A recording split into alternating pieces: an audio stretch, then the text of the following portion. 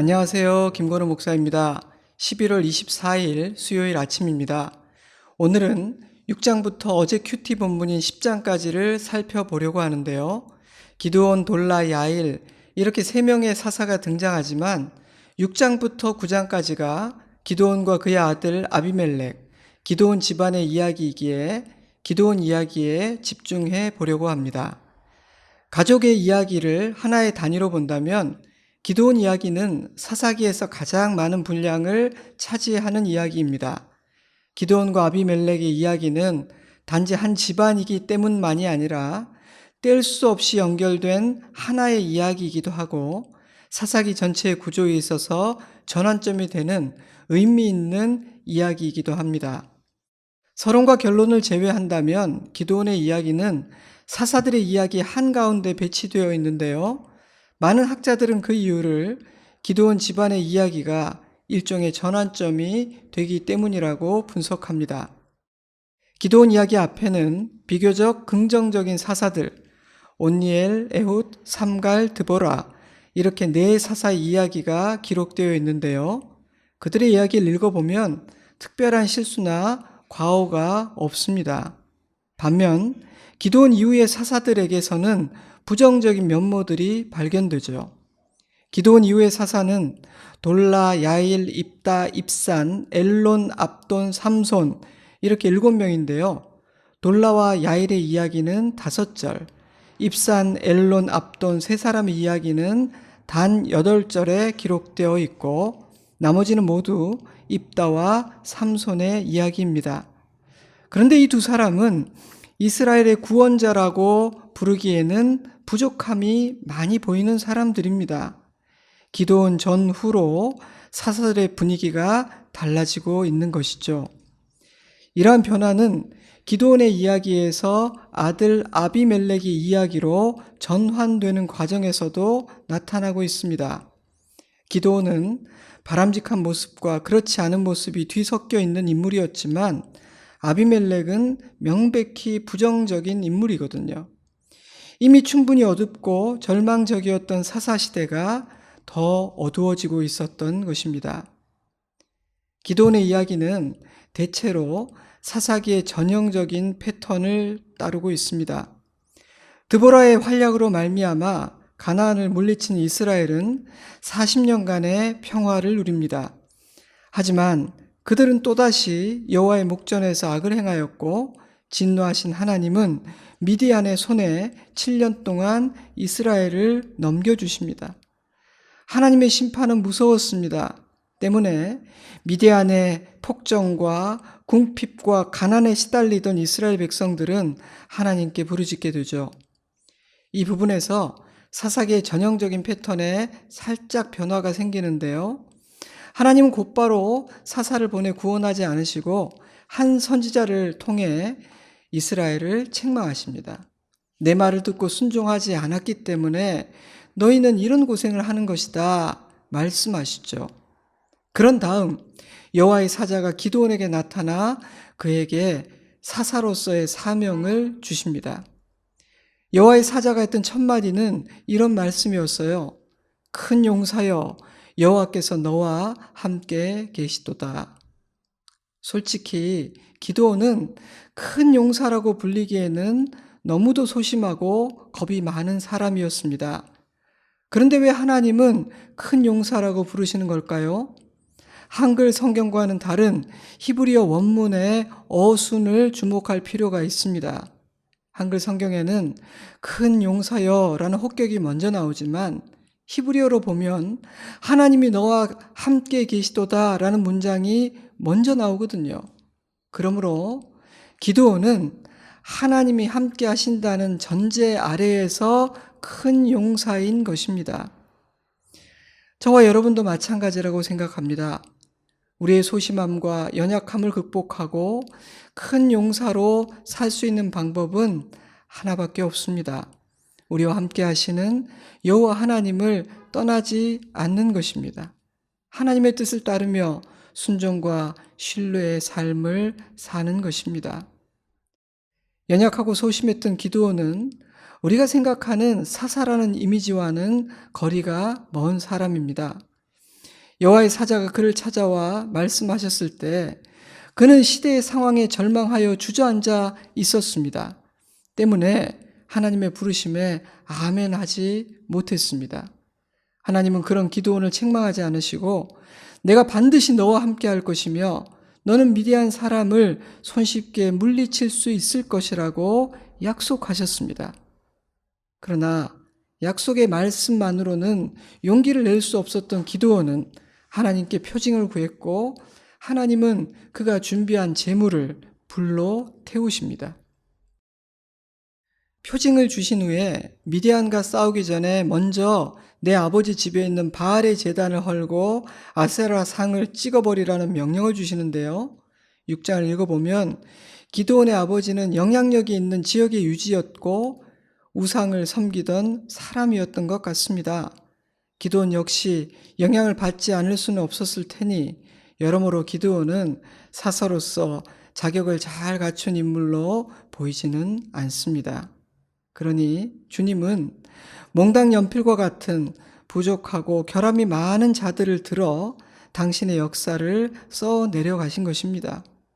구원은 하나님께 달린 것이지 보잘것없는 사사들의 손에 달린 것이 아니었습니다. 소심한 기드온은 감히 대낮에 하지는 못하고 모두가 잠든 밤에 아버지 집의 우상들을 찍어내게 됩니다. 두려운 중에도 순종했으니 다행이긴 하지만 이러한 모습 역시 큰 용사라는 이름과는 어울리지 않는 것 같아요. 여호와의 영이 그에게 임하시자 그는 나팔을 불어 군대를 소집하는데요. 많은 무리들이 모여듭니다. 그러면 이제 담대히 싸우러 나아가야 할 텐데 기드온은 또다시 표징을 구했습니다. 주님, 양털 한 뭉치를 타작 마당에 둘 테니 주변 땅은 마르고 양털만 이슬에 적게 해주십시오. 그러면 제가 믿고 나가겠습니다. 주님은 그가 요구한 그대로 해주십니다. 정말 죄송한데요. 화내지 마시고요. 이번엔 반대로 주변 땅은 젖고 양털만 마르게 해주세요. 그러면 제가 진짜로 믿고 전쟁터로 나가겠습니다. 주님은 그가 원한 그대로 해주십니다. 기드온은 큰 용사가 아닌 거예요. 하나님이 그와 함께 하셨기에 큰 용사인 것이며 승리는 하나님께 달려있던 것입니다. 그 사실은 미디안과의 전투에서 다시 한번 재확인됩니다.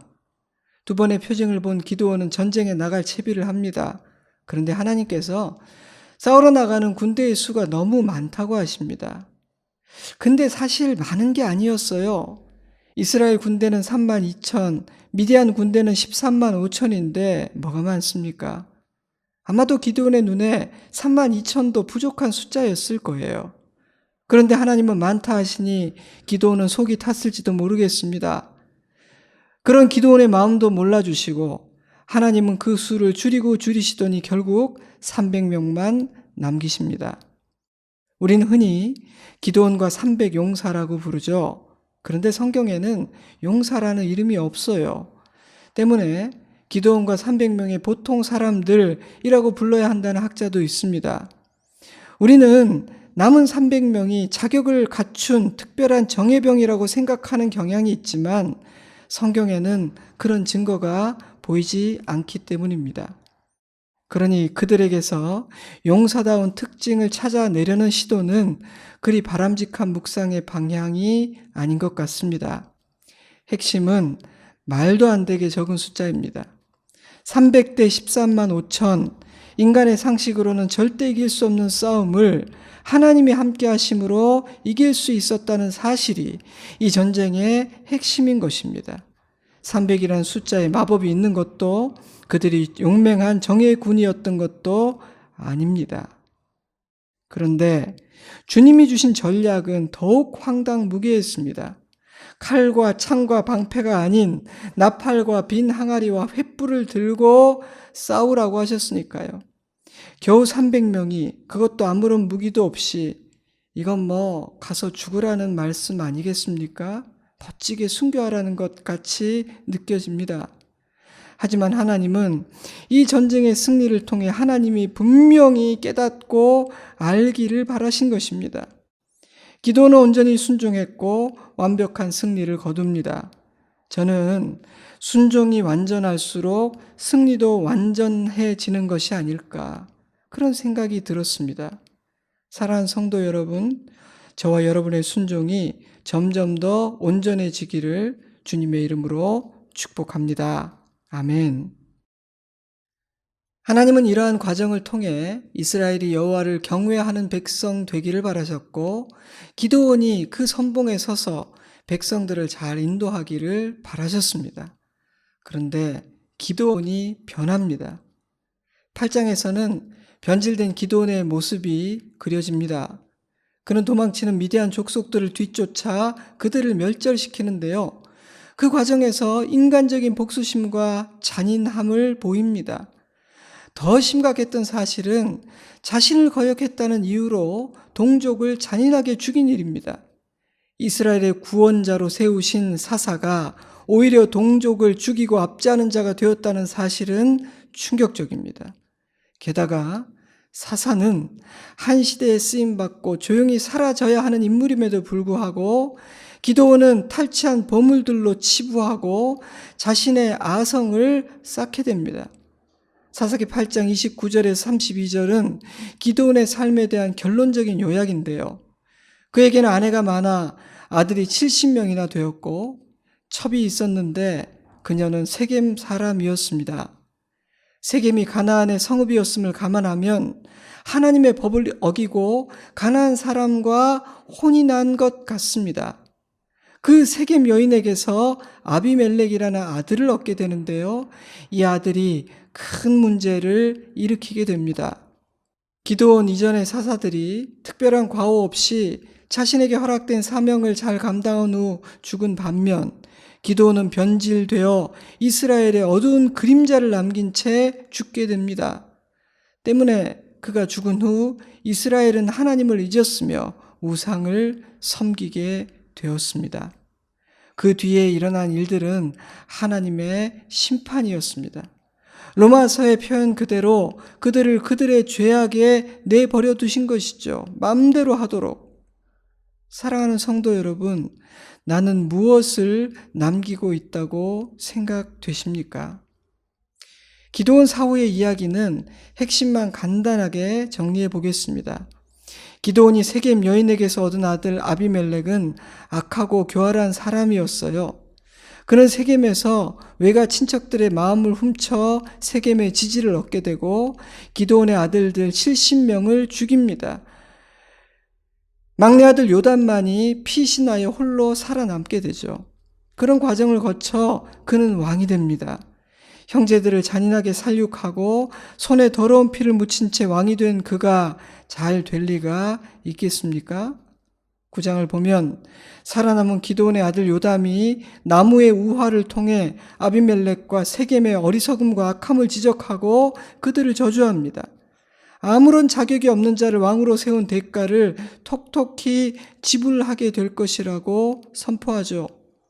그러한 요담의 선포가 끝난 후 사사기는 이런 말씀으로 다음 이야기를 이어갑니다. 9장 22절이에요. 아비멜렉이 이스라엘을 다스린 지 3년에 하나님이 아비멜렉과 세겜 사람들 사이에 악한 영을 보내심에 세겜 사람들이 아비멜렉을 배반하였으니 이는 기드온의 아들 70명에게 저지른 포악한 일을 갚되 그들을 죽여 피 흘린 죄를 그들의 형제 아비멜렉과 아비멜렉의 손을 도와 그의 형제들을 죽이게 한 세겜 사람들에게로 돌아가게 하심이라. 악한 동맹이 끝이 좋을 리 없습니다.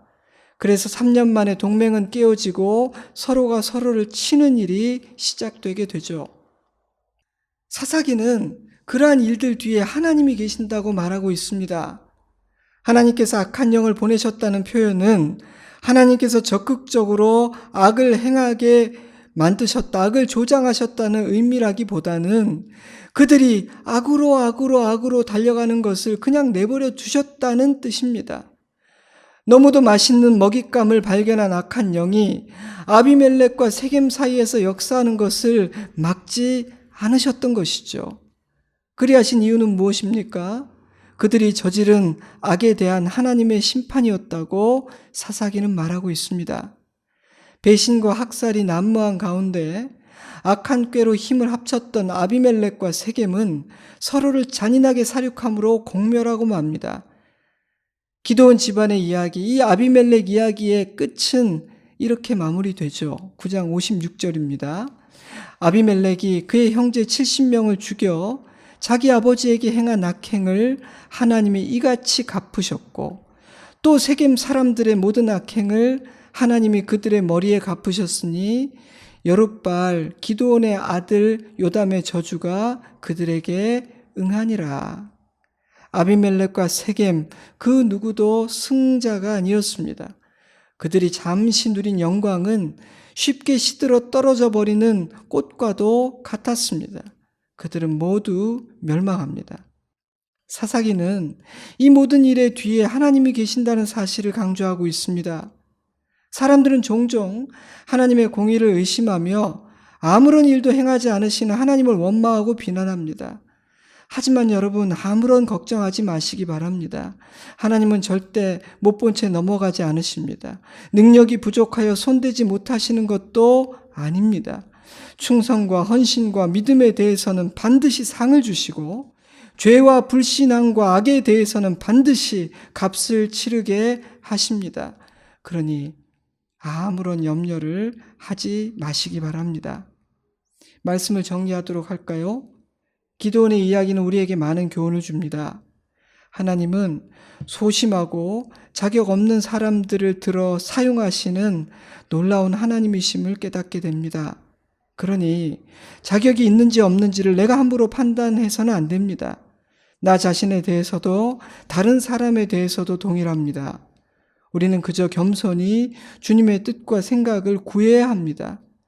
가르쳐 주시고 말씀해 주셔서 깨닫게 된다면 순종하고 따르면 됩니다. 하나님께서 함께하는 자는 큰 용사가 됩니다. 하지만 하나님께서 떠나시면 내 손에 있는 무기, 전략, 군대 아무것도 아닙니다. 주님이 함께하시는 큰 용사는 그 어떤 전쟁에서도 승리합니다. 하지만 하나님께서 함께하지 않으시면 아무리 많은 것을 가지고 있어도 백전백패할 수밖에 없습니다. 이 아침 우리 모두에게 주님 말씀하시면 내가 따르겠습니다 라는 고백이 있기를 주님의 이름으로 축복합니다. 그런 믿음과 은혜 안에서 우리 모두가 용사로 살 수 있기를 바랍니다. 300대 13만 5천, 나팔과 항아리와 횃불대 칼과 방패, 이 말도 안 되는 미디안과의 싸움에서 이길 수 있었던 비결은 하나님의 함께하심과 하나님의 말씀에 대한 온전한 순종이었습니다. 적군의 숫자와 그들의 손에 들린 무기를 주목하는 순간 우리는 두려움에 사로잡히게 될 것입니다. 그러므로 하나님의 사람들은 항상 하나님을 주목해야 합니다. 만약 적이 강하고 그 무기가 세다면, 화력이 강하다면 더욱 그리해야 합니다. 또한 우리는 온전히 순종할수록 승리도 온전해짐을 기억해야 할 것입니다. 승리하는 우리 인생이기를 주님의 이름으로 축복합니다. 기드온처럼 변질되어서는 안 되겠습니다. 그러므로 항상 겸손해야 하고 날마다 자신을 돌아보아야 합니다. 말씀과 기도는 어쩌다가 해서는 안 됩니다. 그러면 변질되거든요. 쉬워 보이지만 결코 쉬운 일이 아닙니다. 이 일이 쉽다면 완주해내는 사람이 아주 많을 거예요. 하지만 초심을 유지하며 끝까지 믿음으로 가는 사람은 많지 않기 때문에 끝이 좋은 사람, 완주하는 사람은 많지 않은 것입니다. 저와 여러분의 끝이 부족했던 시작보다, 실수가 많았던 과정보다 더 아름답고 향기 나기를 기도합니다. 주님께서 함께 해주시고 우리를 돕고 계시기에 우리의 끝은 너무도 아름다울 것이라고 믿습니다. 은혜를 구하며 주님 안에 있고자 하는 자들에게는 모든 것이 합력하여 선이 되게 만들어 주실 것을 저는 믿습니다. 사랑하는 여러분, 저와 여러분의 끝이 부족했던 시작보다, 실수가 많았던 과정보다 더 아름답기를 주님의 이름으로 축복합니다. 아멘. 이제 잠시 오늘 이 아침 말씀을 통해 내게 주시는 메시지가 무엇인지를 생각하고 기도하는 시간을 가지겠습니다.